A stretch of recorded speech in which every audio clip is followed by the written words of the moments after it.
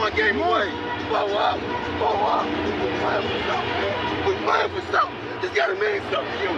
It gotta mean something. Everything you got. Everything you got. Let's finish this. Do it, fellas. Let's go. Let's do it, fellas. Finish 2-3. 1, 2, 3. Finish. You view this season as a failure? Oh my God. Okay, because I'm not that up. You asked me the same question last year, Eric. Okay. Do you get the promotion every year on your job? No, right? So every year you work is a failure. Yes or no? No. Every year you work towards something, towards a goal, right? Which is to get a promotion, to be able to take care of your family, to be able, I don't know, provide the house for them or take care of your parents. You work towards a goal. It's not a failure. It's steps to success. You ready to make history? Come on now. Yeah. You know, there's these two words. And when I say them, people get goosebumps cause they know what happens next. So without further ado, free smoke.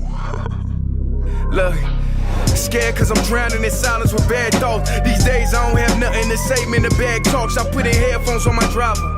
Pull up to the spot and give a good dick and Godiva. I can't lie, I'm uninspired. No more pillow talking about nonsense. I only stick around to put some band-aids on my conscience. I don't know why I feel so bad, nigga. That's what we do, no foundation. We don't build no more, we just screw. Half a bottle of Henny, girl, I'm going with the wind. The same niggas say they happy for me, ain't want me to win. So I'm done on my friends. Don't need help popping Coronas and reminiscing. I just call up Big Bro J and say it's time for venting. If I live forever, I hold this hate for some centuries. You don't know how much or how you doing what it meant to me, but motherfuck all that. I don't even offer up the time to make the call back. Stupid Lodo, if they don't get the picture now, man, I crop them out of the photo. I can't relate to my peers. Been doing this shit for years. I'm motivated by fears. I took the wheel and I steer. My sound not dictated by fuck boys in Atlanta. Stay gifted like this album was ghost written by Santa Bars forever, like they decided to throw me under Slammer. Every song's a hit like they picture me underhanders. I could drop a million songs, but they never gon' understand us. Soapbox sermons for niggas never giving chances. Fight our whole lives to get these weak ass advances. Work twice as hard for the shit that they getting handed. And this ain't even nothing we chose, nigga, we branded. Still can't tell why all of these niggas mad at me. I'm trying to get 100 so I can put my team on salary. Give it all to the art, man, I turn my life to a gallery. Man, damn, what a fucked up masterpiece. 1100 shots and I swear, man, I felt them all. If we ain't even good on our block, man, who can we call? Pre-decline state of mind, we broke crabs in the barrel. Got us fighting our folk, man, this shit just a life of peril. I know you got him picked, but the man's in trouble. I'm gonna show you how great I am. Yo, I was watching a video that the Ravens had posted on YouTube with the rookies. And it was like, is this line from Edgar Allan Poe or is it from The Wire? And I'm just going to say this right now. Matter of fact, I ain't going to say it. The Wire overrated, bro. And it's hella, I ain't even going to get into it right now. But not Zay Jones, our rookie receiver that we drafted in the first round, Zay Flowers, he was calling Poe. I'm going to say that's Big Poe. Yo, that got a good chuckle out of me every time he said Big Poe. It was another rookie there, too, who was had me laughing, bro. Either way, good video. How's everybody doing, man? How is everybody doing today? I hope everybody had a dope day. Yo, I was watching the Pat McAfee show. I still watch the Pat McAfee show. I don't watch it as much as I used to. The show done changed a lot, not necessarily in a bad way. How do I put it? I don't really think it's a bad show at all. I still think it's one of the best sports shows out. It's just at times they talk about a lot of stuff that I don't give a damn about. But that's every show. You got to tune into the set. Like I used to just watch the show all the way through, because it used to be nonstop hilarity from start to finish. But as a show grow, you know what I'm saying, as the people on the show grow and they become, you know, more mature. It's every show. The Breakfast Club was one way, and then I actually think the Breakfast Club done got better than what it used to be. So they actually got better with maturity. And Pat McAfee show could get better with as they get older. And I know they just signed this deal with ESPN. And a lot of people writing them off saying, oh, the show about to change. It's about to be a completely different show. I'm going to just hold off and see. I don't really know how much it could change from what it is right now. Like their show right now feels more professional than it used to feel anyways. Like to me, the show feel way like I don't really know what they could change about the show.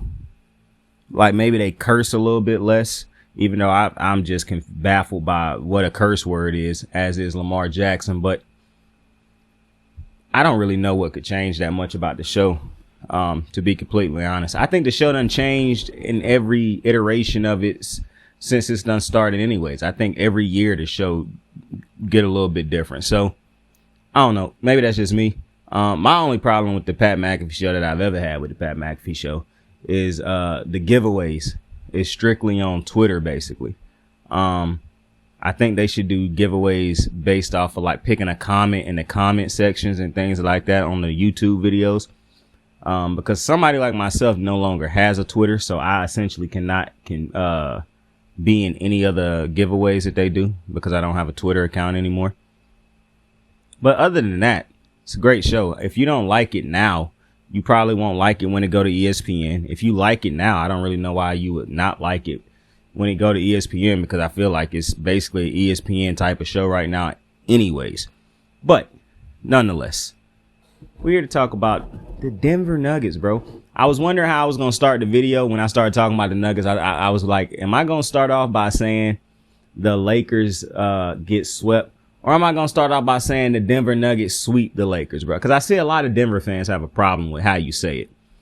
And that's kind of irritating to me that I have to, when a fan base gets so nitpicky that they have to, and I actually don't even like using that phrase if you know the origins of that phrase, nitpick. But when fan bases start to get, hella petty about, oh man, why can't it be Denver swept the Lakers? Why is it the Lakers got swept? You know what I'm saying? When you start to do that, I think you start to, not pay attention too much to the success. Stuff like that shouldn't bother you, especially when you never achieved the ultimate goal and you're trying to achieve the ultimate goal right now. You should understand that. I understand you being irritated with the Lakers leading off every conversation, but it's the Los Angeles Lakers, a 17-time championship organization led by LeBron James, a 5-time champion, one of the greatest players to ever play the game. Like, you have to understand that. And while I understand, I done said multiple times, Jokic is the best player in the NBA to me right now. He hasn't been a champion yet. For all the accolades and for the fact that he may be a champion soon, he's not yet. So I understand. While I understand people being, irritated by sports media in different type of ways, this is one of them situations where I understand a little bit where Denver, just go out there and earn it, bro. The fans, they did the same thing to the Warriors when the Warriors played LeBron in their first finals. When they won, the narrative changed from that narrative to, oh, LeBron didn't have help, even though it was the first time these dudes had ever been to that point in their careers. Even though Steph Curry didn't have an all 75 5th anniversary player on his team at the time. So just understand, you don't have to be petty. For all the ways that they forget about you right now, when you win, they'll try to diminish your greatness by telling you all the different injuries that happen to other teams. They'll say that, you took the easiest route, or teams in the West wasn't as good this year, or injuries in the finals, or they'll try to do a whole bunch of shit to discredit you. So ignore them right now. So while they try to not necessarily discredit you, but not talk about you in the way that you feel like you should be talked about, what I would say is find a sports show that actually talk about what they see on TV. In a great way, not somebody who is hella biased and things of that nature, not a network that's trying to make ratings. Because the fact of the matter is, while you may want them to talk about Denver, the overwhelming majority want to hear them talk about LeBron James. And I know that's a shame, but it just is what it is. Just find a sports channel on YouTube or somewhere where you can listen to somebody talk positively about the Nuggets and break down the series, And that's the best I could say for you, because most people not going to talk about, like, you got the select few people on TV who actually talk about Jokic, but they don't really talk about the Lakers. And that's one of the reasons I think people pick the Lakers to win this series. Unless you was like me and you just had to pick the Lakers because you've been a Laker fan your whole life, so you cannot pick against them. But but if you was a basketball, ball, then you knew the Nuggets was going to win this series. Like I said that also. But if you're a Nugget fan, like I said, just chill out, calm down. You're going to get the glory when you win. But as much as you want them to talk about you right now, you're going to be irritated in a couple months if you win, because they're going to try everything in the book to try to discredit your greatness. So wait, just calm down. You're going to have your moment. I promise you. I promise you. If you hate the media now because they don't talk about you, wait till they begin to talk about you, because they wanted somebody else to win and they got agendas to push. I mean, come on, bro. Nick Wright, one of the worst sports analysts on TV, and I religiously say that. This dude said Jokic was one of the worst MVPs to ever win multiple MVP awards. You see, dudes on TV never respect the process. They never understand the grind. They never care about nothing like that, even though LeBron James had to go through a grind. And I hate that this is something that's attached to LeBron, because LeBron is a hell of a player, hell of a human being.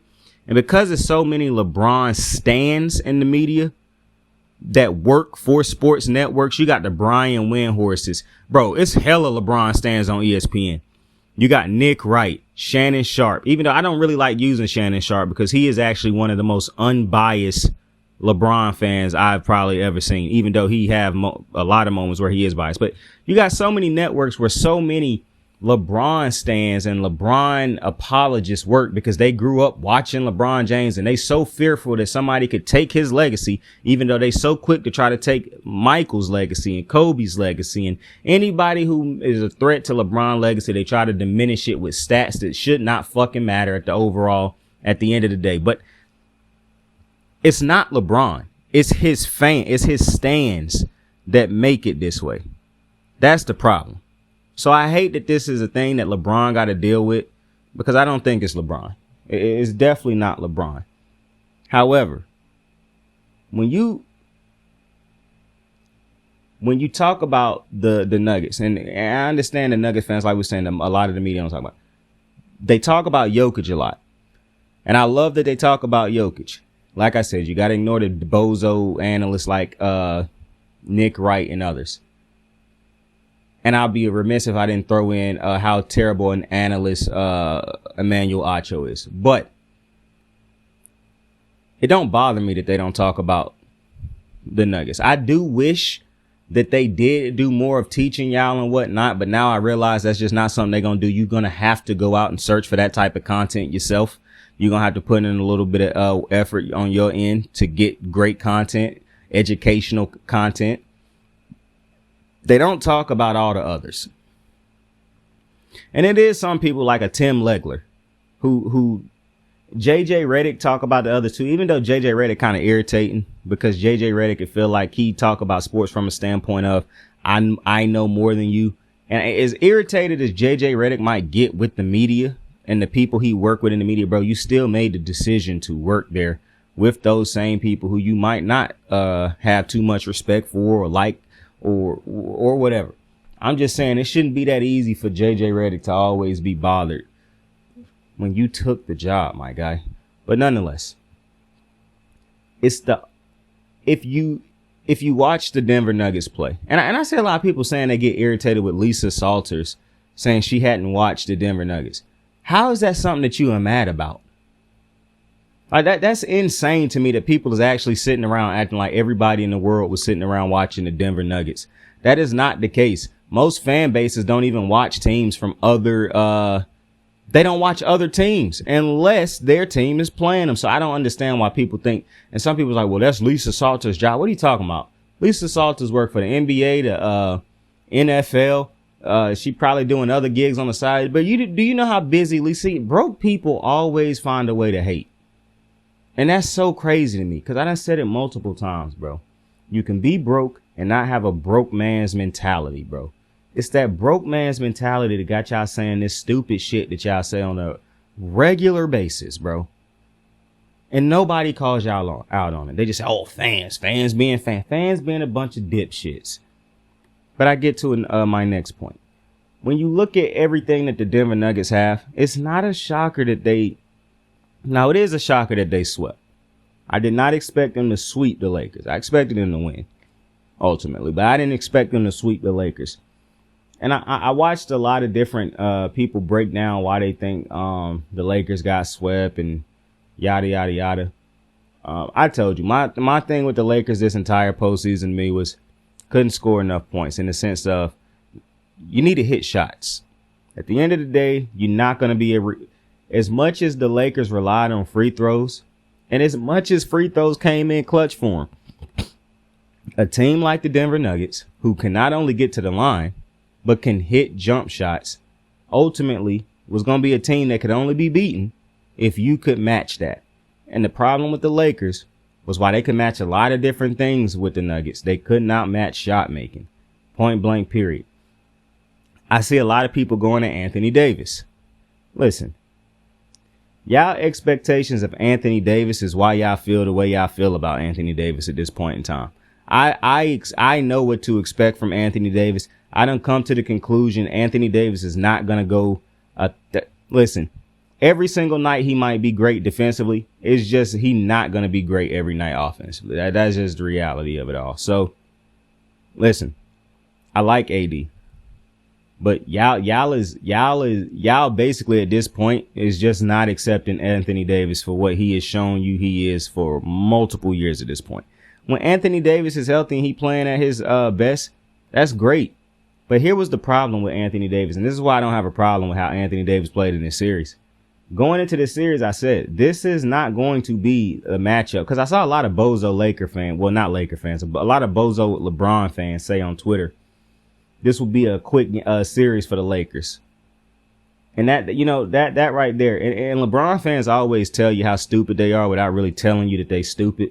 They have no respect for Curry, but they looked at the Warriors as the ultimate test because of Steph Curry, even though the Warriors are not a better team than the Denver Nuggets. They disrespected Denver going into this series because they had no respect for Jokic and dudes who had never done it. So they don't like Curry and they discredit him at every corner. But the reason they held so much the Lakers in high regard coming out of that series is because they beat Steph Curry. And then you come into this series with a lot of the stupid bozo moronic ass LeBron fans who clearly I just don't understand them, who called a series, who looked at this series. And I like Jason Tiff, but he even told you himself he is a biased LeBron fan. And like I said, I don't have a problem with some of the biasness in the media. A guy like Jason Tiff telling you that he has a bias for LeBron James, that's literally what I asked the media to do. Just admit that you are being biased. Like, don't.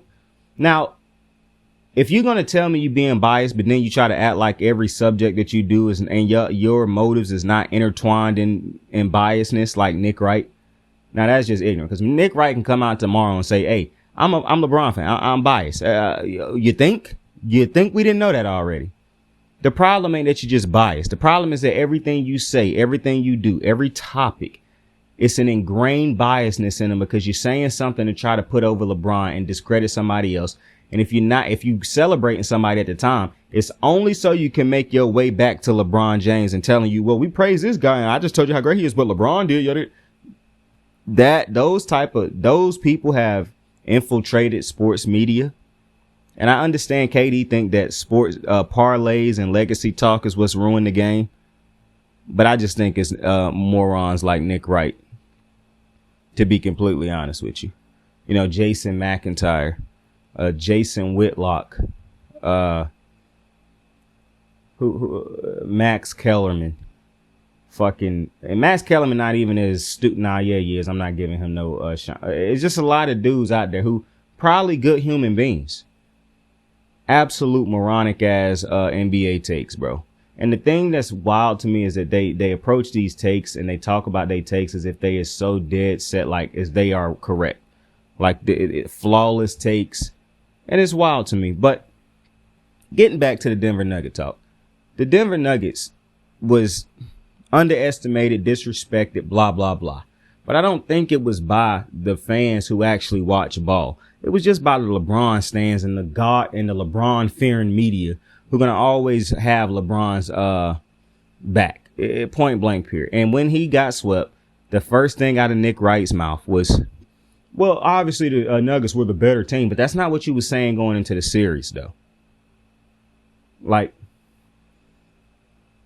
I don't know how y'all do it. The people who look at these shows every day, I don't know how y'all do it. But listen, the Denver Nuggets, look at the team. I told you, one of my things with Jason Tiff, who I love watching, but when he said that he thought the Lakers had the better roster from head to toe, that was insane to me. Because the best player going into the series was Jokic. The next best player was AD. Now, I struggle putting AD second because I respect LeBron so much. And I understand without LeBron being great, AD, he's not leading the team to a championship. Let me put it like that. Without LeBron on the team. So I struggle putting Anthony Davis over him. However, when Anthony Davis was a dominant force before the Nuggets series, because every game he played great against the Nuggets, and we still lost. Leading into the Nuggets series, AD had established himself as the second best player going into that series. And then you would probably have LeBron third. From that point forward, the next Laker would have been Austin Reeves. But I would not have put Austin Reeves on that list before like 3 or 4 different players from the Nuggets, which is why it was strange to me that Tiff thought that the Nuggets had the lesser of the rosters. Because after I get to LeBron, the next players for me personally is Murray, Bruce Brown, Michael Porter Jr., Aaron Gordon, KCP. Like, I'm taking all those dudes before I take Austin Reeves. And I love Austin Reeves, but them dudes done proven things before. Not that they didn't. KCP obviously a champion, but these other dudes done been good before. I trust them more at this point in their careers than Austin Reeves. And Austin Reeves could very well end up being better than all those players in the future. And maybe in the future when he is, I would have more faith in him at that point in time. But to say, and even if you thought Austin Reeves was better than any of those players I named, after Austin Reeves, every one of those players would have been named. So I didn't understand how they thought that the Lakers had the better roster. That was how Jason Tiff thought that. A dude who I absolutely respect his basketball opinions. Don't agree with everything he say as far as his basketball opinions, but I have a lot of respect for it because to me, he is a straight shooter. He is not his biasness is not something that he'll tell you he biased and still try to break down the analysis from an unbiased perspective. Even though I do think he was a little hard on Anthony Davis, I said going into this series, this is a completely different matchup that Anthony Davis has faced in any series he has played to this point. Because it ain't a big man in this series, in the series he played previously, that can do what Jokic can do. Pass, take the ball up the court, run the offense, shoot the three, a complete post game. Like he has a complete post-game package, bro, that nobody else in the league could give to AD. AD is phenomenal a defender as he is. One of the things that he is great at is when dudes go up on that first attempt, AD can meet you up there on your first attempt and block it. Of course, if you got 2 dudes draped over you, AD can come out of nowhere and block it. The problems that consist with a Jokic is he don't have to just go up on the first attempt. He don't have to go up on the first look. He is so skilled with his footwork and with his post game that he have so much in his bag. AD is not used to having to defend somebody with that type of arsenal. Not only that, he can pull AD out the post because he can shoot the 3. And then the way he passed, the way he set his dudes up, Jokic is the best player in the NBA. But it's everybody else on that team, much like when you got Steph Curry as the center of the universe. Everything else, everybody else that orbit around it have to do their jobs also. And that's what everybody else is doing. Now, I still have a huge problem with Jamal Murray and Michael Porter Jr. going AWOL at times. But that's just something I'm going to have to accept. I done come to that conclusion. That's just something they're going to do. They'll never stop doing it. You just have to live with the results, hope that it don't cost them too much, and hope that Jokic can overcome it. But listen, I think one of the biggest things that came out of this series was that a lot of people It's not necessarily that you didn't respect the Denver or that you didn't watch Denver. You're watching them now, and you still chose to say shit like, oh, well, the Lakers done figured. I thought after the Lakers lost game one of the most ignorant fucking things was when people said, oh, look at LeBron and AD laughing, bro. They definitely figured them out, bro. We ain't worried, bro. Lakers in 5. Like, what? This is how I know most of y'all ain't athletes, bro. Most of y'all is so disrespectful to competition. Y'all don't watch the games the way y'all should watch the games. Basketball is a game of runs. So runs in any sport, in any game, should not dictate your overall opinion of a game. The Lakers going on a couple runs at the end of games and Denver finding a way to survive them shouldn't just completely tell you, oh yeah, this series is over. The Lakers survived that. They could have lost by 30, but since they just lost, like, to me, it's crazy that a loss ain't just a loss all the time to y'all, especially when it come to LeBron. I noticed that. It's always an excuse tied at the end of it, and that's wild to me. And again, not on LeBron. That's on his stands out there, his dick-sucking ass fans. But if you just watch the series as it was playing out, I don't know how you did not see what you saw coming. Anthony Davis gave you 40 in that first game, and we lost. And the outcome, the thought coming out of that game was, oh yeah, we figured him out. What? It wasn't that AD, we basically undefeated when AD go for a game like that. It was, oh yeah, we figured him out. It wasn't that they figured us out because they just survived the AD game. Because then 2 games later, they do it again. AD have another big game, this time in LA, and they still win that game. The refusing to just call what you see it's mind blowing to me at this point. Cause you didn't really have to look too hard to realize, the Nuggets are the better team. But LeBron fans, bro, cause I ain't attacking my Laker fans. We are not morons, bro. If you knew the teams that we done had to root for and the teams that we done supported, bro, Laker fans is a phenomenal fan base. Don't get it twisted. You hate the Laker fan base right now because LeBron is over there. And that's what you hate every fan base that LeBron play for. All right. I promise you it's not the Lakers, bro. I've been a Laker fan my whole life. I didn't interact with some of the smartest, most intelligent minds I've been around is Laker fans. The problem is a lot of dudes in the media root for the Lakers right now. A lot of dudes who you don't like in the media root for the Lakers because they are LeBron stans. You got to understand the difference. All right. Because there is a difference. Now, after the game, a lot of people are saying that LeBron James basically, hinted at retirement. I don't think LeBron retiring. I just think this is another way to steal the narrative for LeBron, not in a bad way. He just got swept. He don't want people talking about him getting swept for the next couple of days. So what he gonna do? Give a cryptic post-game interview. And instead of people talking about him getting swept, people are now talking about, is LeBron going to retire? He play these dudes like a fucking fiddle every fucking time he speaks. So I'm not really shocked by that. But I do not think LeBron is retiring. I'm not even going to entertain that. To close out this show, though, I do want to give a quick shout out to Mike Malone, bro. This is what Giannis was talking about, bro. Steps to success. They could have let Mike Malone go a while ago. And I'm so happy that they didn't, because what a fucking coach. And, I talk a lot about Jokic, but another person who I had been paying a lot of attention to in the postseason this year was Mike Malone. He just looked like he wanted it more than any other coach I done seen. And now, obviously, I got an affinity for Eric Spoelstra.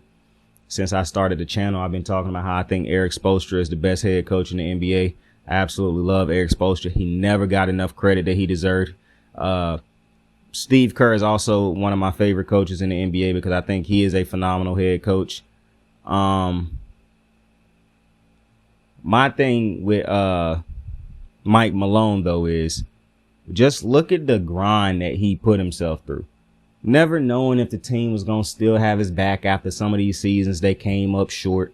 And shout out to the Denver Nuggets organization understanding that success in the regular season does not guarantee success in the postseason. So firing your head coach it makes no sense ultimately when he is a great head coach. And giving Mike Malone the opportunity to continue to grow with this team and Mike Malone continuing to improve as a head coach. I just think this is a great Denver team. I think they will end up winning the NBA championship. Possibly. Because I think Jimmy Butler, if he get there, could win the NBA championship. Possibly. Bro, you was never going to get my prediction for the finals this early in the fucking video, bro. Stop it. But with that being said, I appreciate y'all for joining me on another episode of Kicking It with Saint. Tell somebody you fuck with him. Tell somebody you love him. You can be anything in the world. Choose to be kind to somebody today. And please, please, please, please go show and tell somebody you love them. Saint out. Hey, right out. Got my niggas in the bag blowing white out. We gon' bump this shit real deep into the night out. Keep it 199, just ain't my style. Sing the time, staring out the window of the night route. They never ever understood for the most part. Hey, wonder how them niggas treated Mozart. Hey, did they try to put him on the Zola? Oh nah, I was penalized for being too alive. I was penalized for being too alive. I was penalized for being too alive. I was penalized for being too alive. I was